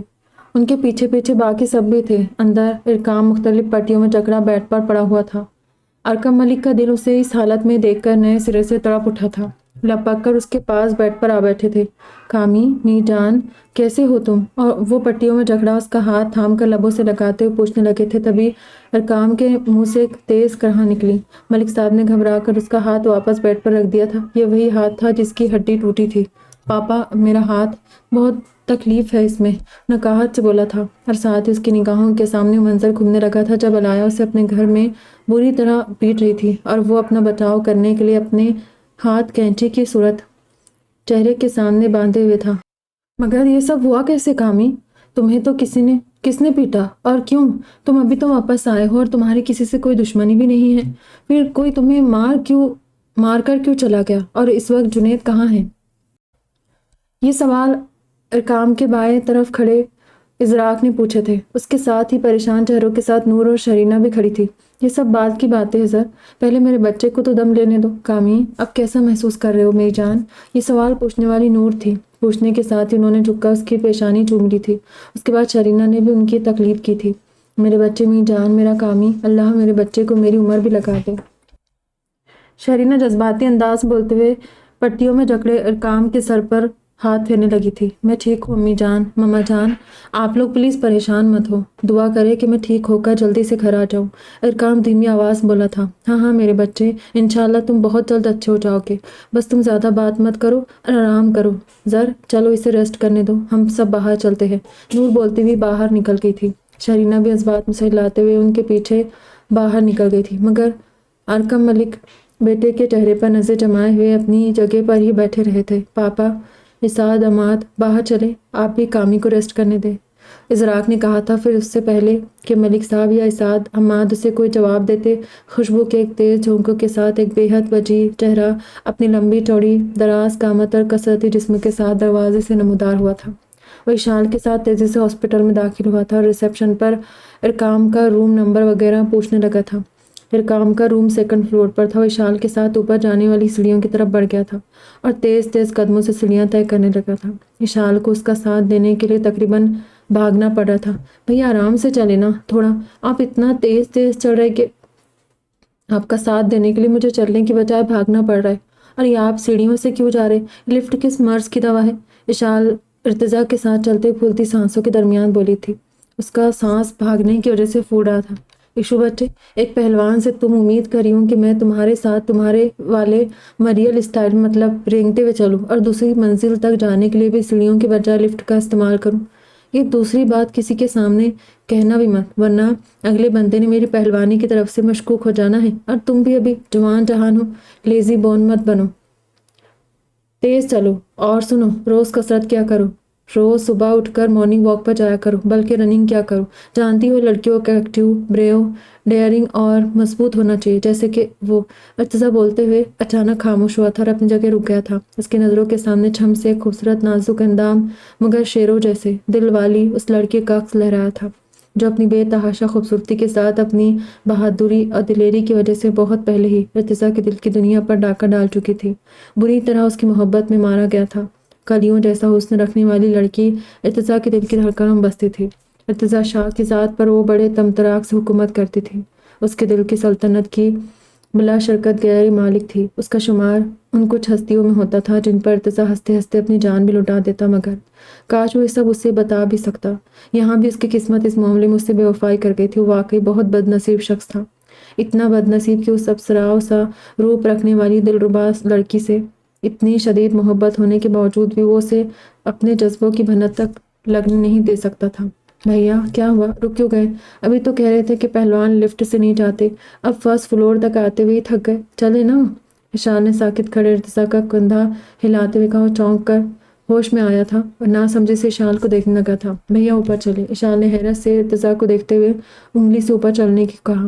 ارتضا کو بھی اچانک یاد آیا تھا کہ وہ اس وقت کہاں کھڑا تھا۔ تبھی سر جھٹکتے تیز تیز سیڑھیاں چڑھتا ہوا وہ اشال کے ساتھ اوپر چلا آیا اور سیکنڈ فلور پر تھوڑا آگے چلتے اسے اپنا مطلوبہ روم مل گیا تھا۔ وہ اشال کے ساتھ تیز تیز قدموں سے روم کی طرف بڑھنے لگا تھا کہ تبھی اس روم سے دو عورتیں باہر آتی ہوئی دکھائی تھی، اور اس کے تیزی سے آگے بڑھتے قدم ایک بار پھر اپنی جگہ ساکت ہوئے تھے۔ ماما جان، امی جان، وہ زیر لب بولا تھا، مگر اس کے ساتھ چلتی اشال کے تیز کانوں نے پھر بھی اس کی آواز سن لی تھی۔ بھیا یہ دونوں شرینہ اور نور ممانی ہے نا؟ میں نے ان کو پہلی بار دیکھا ہے، چلے ان سے میرا تعارف تو کروائے۔ میں نے اماں سے اپنی بھاوجوں کی بڑی تعریفیں سنی ہیں، اب اماں جیسی عورت کسی کی اتنی تعریف کرے تو واقعی ملنے کے قابل ہستیاں ہوگی۔ چلے نا؟ یہ کیا آپ بار بار فریز ہو رہے ہیں؟ رکے، میں خود ہی مل لیتی ہوں دونوں سے۔ شرینہ ممانی، نور ممانی جان، رکے بھائی، مجھ سے تو مل لے۔ اشال اپنے پاس ساکت کھڑے ارتضا سے بولتے آخر میں خود ہی نور اور شرینہ کو آواز دیتے ہوئے ان کے پاس چلی گئی تھی۔ شرینہ اور نور دوسری طرف مڑ کر صوفے پر بیٹھی رہی تھی، مگر اشال کی آواز سن کر دونوں ٹھٹک کر رک گئی اور حیرت سے پلٹ کر اسے دیکھتے ہوئے وہ دونوں اشال کے بالکل پیچھے کھڑے ارتضا کو دیکھ کر جیسے ساکت رہ گئی تھی۔ السلام علیکم۔ اشال بنا ممانیوں کے حیران چہروں پر نظر ڈالے باری باری شرینہ اور پھر نور کے گلے لگی تھی، جبکہ ارتضا بھی دھیرے دھیرے آگے کی طرف بڑھنے لگا تھا۔ ماما جان، ممانی جان، اس سے پہلے کہ آپ مجھے پوچھے کہ بھائی لڑکی تم کیوں اتنی محبت سے ہمارے گلے پڑی ہو، تو میں خود ہی آپ دونوں کو اپنا تعارف دے کر آپ کی حیرت دور کر دیتی ہوں کہ میں کون ہوں۔ میں اشال ذوالفقار شاہ ہوں، یعنی آپ کی اکلوتی نند کی آخری بیٹی۔ یہاں میں اپنے بھیا یعنی آپ کے پیارے سے بڑے بیٹے ارتضا بھیا کے ساتھ آپ کے چھوٹے بیٹے کی عیادت کے لیے آئی ہوں۔ اشال اپنا تعارف دیتے اپنے پاس آ کر کھڑے ہوئے ارتضا کو دیکھنے لگی تھی۔ نور اور شرینہ کی نظریں بھی ارتضا پر جیسے جم سی گئی تھی، انہوں نے شاید اشال کی پوری بات بھی نہیں سنی تھی۔ السلام علیکم امی جان، السلام علیکم مما جان، کیسی آپ دونوں؟ ارتضا نے دھیمی آواز میں دونوں ماؤں کو سلام کیا۔ وہ ان دونوں کی حیران آنکھوں میں دیکھتے ہوئے اپنا سر جھکا گیا، کیونکہ اس کی خود کی آنکھیں ضبط سے چھلکنے کو تیار تھیں۔ ارتضا، میرے بچے۔ سب سے پہلے شرینہ کا سکتہ ٹوٹا اور انہوں نے آگے بڑھ کر والہانہ انداز میں ارتضا کا چہرہ چومتے ہوئے اس کو اپنے گلے سے لگا لیا۔ آنسو پلکوں کی باڑ توڑ کر بہہ نکلے تھے، جبکہ ارتضا کا ضب بھی چھلک پڑا تھا۔ اس نے اپنی نم آنکھوں کو بہنے سے نہیں روکا تھا۔ کیا بس رادیہ ہی تمہاری ماں تھی؟ مجھ سے اور نور سے تمہارا کوئی رشتہ نہیں تھا؟ تم ہمیں بھول گئے ارتضا۔ رادیہ اس دنیا سے چلی گئی تھی، مگر میں اور نور تو ابھی زندہ سلامت اسی دنیا میں موجود ہے۔ کتنا یاد کیا تمہیں، پل پل پکارا، مگر تم نے ہمیں ایک بار بھی یاد نہیں کیا۔ بھول گئے اپنی ماؤں کو؟ ارتضا کے گلے لگی شرینہ آنسو بہاتے ہوئے شکایتی لہجے میں بولی تھی۔ امی جان پلیز، آپ خود کو کوس کر مجھے تکلیف مت دے، خدا نخواستہ آپ دونوں کو کچھ ہو، اللہ میری عمر بھی آپ کو لگا دے۔ میں کسی کو بھی نہیں بھولا، آپ سب میری زندگی ہیں، بھلے ہی اور معاملات میں میری قسمت خراب نکلی، مگر اس معاملے میں اللہ نے مجھے اپنے خصوصی کرم کے سائے تلے رکھا ہے کہ مجھے ایک ساتھ 4 ماؤں کا پیار ملا ہے۔ امی، اماں، آپ اور مما جان، آپ چاروں میری مائیں ہیں۔ وہ اپنی بہتی آنکھوں کو پوچھتے ہوئے شرینہ سے الگ ہوا۔ اس کے بعد اس نے آنسو بہاتی نور کے آنسو صاف کرتے ہوئے انہیں گلے سے لگایا۔ ساتھ اس نے باری باری دونوں ماؤں کے ہاتھ چوم کر آنکھوں سے لگائے تھے۔ بہت یاد کیا تمہیں ارتضیٰ، جاؤ اندر، تمہارا چھوٹا بہت بری حالت میں ہے، اس سے مل لو۔ نور کے کہنے پر اس بات میں سلاتے ہوئے اندر کی طرف بڑھنے لگا، ساتھ ہی اس نے شال کو بھی ساتھ آنے کا اشارہ کیا تھا۔ آپ جائے بھیا، میں ذرا اپنی پیاری ممانیوں سے اچھی طرح مل لوں۔ ویسے بھی اس طرح کے کیسز کی مزاج پرسی مجھ سے نہیں ہوتی۔ آپ جانتے ایسے لوگ کس بری طرح ٹوٹ پھوٹ کا شکار ہو کر ٹیڑھے میڑے سے ہو جاتے، ان کی ساری فٹنگ اور کل پرزے جگہ سے بے جگہ ہوتے ہیں۔ ایکسیڈنٹ کے بعد بندہ اتنا ادھر جاتا ہے کہ اب بنا میک اپ کے ہی کارٹون لگنے لگتا ہے۔ مجھے ڈر ہے اگر آپ کے چھوٹے کو ٹوٹے پھوٹے ایک طرف بڑے دیکھ کر میری ہنسی نکل گئی تو بلا وجہ آپ نے مجھ سے خفا ہو جانا ہے، اس لیے آپ جا کر اچھی طرح ان کی خبر لیں۔ میں دونوں ممانیوں سے یہاں باہر گپ شپ کر لیتی ہوں۔ اشال منہ بنا کر حسب عادت نان اسٹاپ بولی تھی اور ارتضیٰ تعصب سے اسے دیکھتے ہوئے نفی میں سر ہلا کر اندر کی طرف بڑھ گیا تھا، جبکہ نور اور شرینہ بھی اپنے سامنے کھڑی اشال کو حیرت سے دیکھتے ہوئے اس کی باتوں پر دھیرے سے مسکرا دیے تھے۔ چھوٹے زر اندر داخل ہوتی ارتضیٰ نے سامنے بیڈ پر پڑے ارقام اور اس کے پاس کھڑے ازراق کو دیکھتے ہوئے آواز دی تھی، جبکہ یہ خوبصورت آواز محبت سے لبریز لہجہ جس شخص کا تھا۔ اندر روم میں موجود ارقم ملک ارقام اور ازراق اس آواز اور لہجے کو اچھی طرح پہچانتے تھے، حالانکہ انہوں نے سالوں بعد یہ آواز سنی تھی، مگر لفظ چھوٹے بولنے کا مخصوص انداز بس ارتضیٰ کا ہی تھا۔ بستر پر پڑے ہوئے ارقام نے سالوں بعد یہ مہربان آواز کو سن کر کھل اٹھا تھا۔ خوشی سے بے قابو ہوتے اس نے ایک جھٹکے سے اپنی جگہ سے اٹھنا چاہا، مگر چوٹوں نے اس کی اس کوشش کو ناکام بنا دیا تھا اور وہ درد سے چٹکتے ہوئے دوبارہ لیٹ گیا تھا۔ تبھی ارتضیٰ لپک کر اس کے پاس پہنچا۔ وہ ارقام کے بائیں طرف جا بیٹھا اور ارقم ملک دائیں طرف بیٹھے تھے، سالوں بعد اسے سامنے دیکھ کر جیسے پتھر کے ہو گئے تھے۔ ان کے سامنے ان کا ارتضیٰ، ان کا بڑا بیٹا موجود تھا، ان کی اور رادیہ کی سب سے پہلی اولاد، ان کا خون، ہاں وہ ان کا ہی بیٹا اور ان کا ہی خون تھا۔ بچپن کے مقابلے اب اس کے نقوش مزید واضح ہو چکے تھے۔ ان کا بیٹا تھا، ان کے جیسا چہرہ اور ان کے جیسی دراز قامت لیے وہ ان کے جوانی کی مکمل تصویر لگ رہا تھا، بالکل ارقم ملک، ازراق، اسعد اور عماد کے جیسے نقوش والا، مگر باقیوں کے مقابلے اس کے نقوش بالکل روئی کے کالے جیسے سفید تھے۔ ملک صاحب کا وہ بیٹا جسے ان کی آنکھوں نے جب پہلی بار دیکھا تھا، وہ تب بھی اسے دیکھ کر اسی طرح ساکت رہ گئے تھے، بچپن سے اتنا ہی حسین و جمیل تھا، اور آج سالوں بعد اپنے شاندار سراپے والے بیٹے کے خوبصورت چہرے پر ہو بہو اپنے چہرے جیسی واضح نقوش کو دیکھ کر ملک صاحب کی زبان جیسے گنگ رہ گئی تھی۔ ارتضیٰ کریم کلر کی شرٹ اور گرے جینز پہنے ہوئے تھا، کریم کلر اس کی سفید رنگت پر جیسے کھل پڑا تھا۔ وہ اس روپ میں اس قدر وسیع و شاندار لگ رہا تھا کہ ارقم ملک کے سوا ان کے پاس کھڑے اسعد اور عماد بھی گنگ سے اپنے بڑے بھائی کو دیکھتے رہ گئے تھے۔ وہ دونوں بھی اس کی وجاہت کے قائل ہو گئے تھے، حیرت و بیقینی سے منہ کھول کر ارتضیٰ کو دیکھتے جا رہے تھے۔ انہوں نے اپنے ہوش میں اپنے سب سے بڑے بھائی کو پہلی مرتبہ دیکھا تھا۔ ان دونوں کو اپنی ماں اور پاپا کی زبانی ارتضیٰ کے بارے میں بہت پہلے ہی پتہ چل چکا تھا۔ وہ جانتے تھے کہ ان کا سب سے بڑا بھائی پیدائشی البینزم کا شکار تھا۔ عام زبان میں ارتضیٰ سورج مکھی تھا اور مکمل طور پر سر سے پاؤں تک گولڈن و سفید رنگ میں ڈھکا ہوا تھا۔ اس کے سر کے بال گولڈن وائٹ امتزاج کے بے حد مختلف رنگ میں رنگے ہوئے تھے۔ بھووں اور پلکوں کے بال بھی بالکل سر کے بالوں جیسے ہی تھے۔ آنکھوں کی پتلیاں ڈارک مرون رنگ کی تھی، ہونٹ بے حد سرخ رنگ کے تھے۔ وہ بنا کسی آرائش و زیبائش کی واقعی مکمل مردانہ وجاہت کا شاہکار تھا، یعنی اسے جو بیماری عطا کی گئی تھی اس کو بدنما دکھانے کے بجائے اس کی خوبصورتی میں 4 چاند لگاتی تھی۔ تم کیسے ہو چھوٹے، اور یہ سب کیسے ہوا؟ ارتضیٰ کی خوبصورت بھاری آواز سن کر ساکت بیٹھے ارقم ملک جیسے ہوش میں آئے تھے اور اپنے سامنے موجود بیٹے کو محبت و یاس بھری نظروں سے دیکھنے لگے تھے۔ ارتضیٰ ارقام کے اوپر جھکا اس کی خیریت پوچھ رہا تھا۔ ازراق بھی ارقام کے پاس کھڑا مسکراتی ہوئی نظروں سے خود سے بڑے ارتضیٰ کو دیکھ رہا تھا۔ بھائی، آپ اتنے سالوں بعد، بھائی، آپ نے مجھے بھی بلا دیا تھا بھائی، کتنا یاد کیا میں نے آپ کو۔ پاپا سے ہر بار میں پپو کا نمبر مانگتا تھا تاکہ آپ سے بات کر سکوں، مگر پاپا نے مجھے ان کا نمبر نہیں دیا۔ ہر بار کہہ دیتے کہ آپ ہم سب سے نفرت کرتے ہیں، ہم سے بات نہیں کرنا چاہتے، اسی لیے میں آپ کو کال نہ کروں۔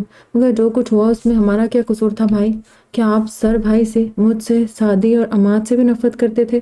اکرام نم آنکھوں کے ساتھ بھائی کا ہاتھ چومتے ہوئے پوچھا، جبکہ اس کی بات سن کر ارتضیٰ کے چہرے پر کرب اتر آیا۔ دھیرے سے مسکراتے ہوئے اپنے ہاتھ میں اکرام کا ہاتھ لے کر تھپکنے لگا تھا۔ میں تم لوگوں سے کیسے نفرت کر سکتا ہوں یار؟ تم میری جان سے زیادہ عزیز بھائی ہو، میری امی جان اور ماما جان کے اولادیں ہو، تم ہو میرا زر ہے، اور سعدی، عماد، تم سب میرے جینے کی وجہ ہو۔ میں نے پل پل تم سب کو یاد کیا ہے، مگر جانتے ہو تم سے بات کیوں نہیں کی؟ کیونکہ مجھے ڈر تھا کہ کہیں اس جرم میں تم بھی سزا کے مستحق نہ ٹھہرا دیے جاؤ۔ میں خود کو بخشی گئی ذلت و حقارت کو بھول بھی جاتا تو اس وجہ کو نہیں بھول سکتا جس کے لیے مجھ جیسے شخص کو تم سب سے دور کر دیا گیا تھا، کہ کہیں تمہیں بھی میری بیماری کے جراثیم نہ لگ جائے، میری وجہ سے امی کو اپنی زندگی سے ہاتھ دھونے پڑے، تمہیں در بدر ہونا پڑا۔ پھر بتاؤ میں کس طرح تم سب سے کانٹیکٹ رکھتا؟ مجھے تو اپنے جسم کے کسی گلے سڑے حصے کی طرح کاٹ کر الگ کیا گیا تھا، تم سب سے دور کر دیا گیا تھا۔ پھر کیسے میں دوبارہ تم سے جڑنے کی کوشش کرتا؟ ارتضیٰ نے پلکیں جھپک کر اپنے آنسوؤں کو روکنے کی کوشش کرتے ہوئے گلوگیر لہجے میں کہا تھا، اور پھر اس نے اپنی خوبصورت مرون آنکھوں کو رگڑ کر پوچھ ڈالا تھا۔ ساتھ ہی ساتھ جھٹک کر مسکراتے اس نے ایک محبت بھری نظر بیٹھ کے دوسری طرف کھڑے اپنے دونوں چھوٹے بھائیوں اسعد اور عماد پر ڈالی، مگر ان کے پاس بیٹھے شخص پر اس نے ایک غلط نگاہ بھی نہیں ڈالی تھی۔ اس کے اس بری طرح انہیں نظر انداز کرنے سے ہی اندازہ لگایا جا سکتا تھا کہ ارتضیٰ اپنے باپ سے کتنی نفرت کرتا تھا۔ ارکم ملک بھی اس کی باتیں سن کر اپنے تڑپتے دل کو سنبھالے خاموشی سے اس کی نفرت کو محسوس کرتے رہے۔ وہ اس کے کہے گئے لفظ پر شرمندگی کی اتھاہ گہرائیوں میں اترتے جا رہے تھے، تبھی ان کی زبان پر قفل لگے تھے۔ بھائی ایسا مت کہے، کوئی ہمیں سزا نہیں دیتا۔ کتنی بار تو پھپھو سے میں نے بھی کہا کہ آپ سے مجھے بات کرنی ہے، مگر آپ کی ناراضگی کے ڈر سے پھپھو نے کبھی میری بات آپ سے نہیں کروائی۔ آپ نے ہم سب پر وہاں آنے کے لیے بھی پابندی عائد کروا دی تھی، اصل سزا تو آپ نے ہمیں دی ہے۔ آپ تو اپنے اس سر کو بھی بھول گئے تھے بھائی۔ امی جان اور مما جان نے آپ کو کتنا یاد کیا۔ آپ امی کے بعد مما جان اور امی جان کے بڑے بیٹے تھے، کم سے کم آپ کو ان کے جذبات کا خیال کرتے ہوئے ان دونوں سے تو رابطہ رکھنا چاہیے تھا۔ ازراق نے بھی اپنے دل میں پنپتی شکایتیں بھائی کے سامنے رکھ دی تھی، مگر ارتضیٰ اس کا لفظ بڑا بیٹا سن کر زور سے ہنس پڑا۔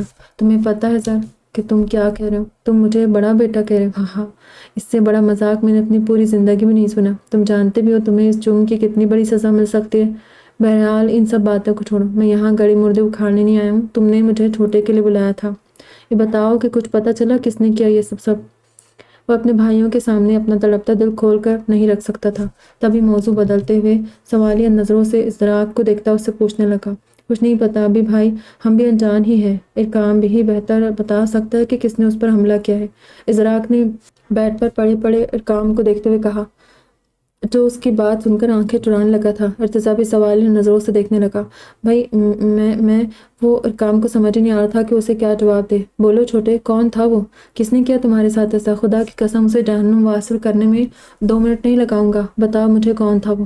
ارتضیٰ نے غصے سے پوچھتے ہوئے اکرام کی آنکھوں میں دیکھا۔ بھائی وہ نہ جانے کون لوگ تھے، جنید اپنی خالہ کے یہاں رک گیا تھا، میرا وہاں دل نہیں لگ رہا تھا، تو میں واپس کھڑا رہا تھا کہ راستے میں کچھ لوگوں نے مجھ پر حملہ کیا، شاید کوئی چور اچکے تھے، مجھ سے پیسے اور موبائل مانگ رہے تھے۔ وہ ارتضیٰ سے غلط بیانی کرنے لگا جسے ازراق اچھی طرح سمجھ رہا تھا، مگر تمہاری تو گاڑی ہمارے بلاک کے نکڑ پر بالکل صحیح سلامت کھڑی تھی، اور بقول تمہارے اگر وہ لوگ چور اچکے تھے بھی تو انہوں نے تمہاری گاڑی، موبائل اور پرس وغیرہ کیوں نہیں لیا؟ تمہارا سارا سامان تمہاری گاڑی میں ہی بالکل صحیح سلامت موجود تھا۔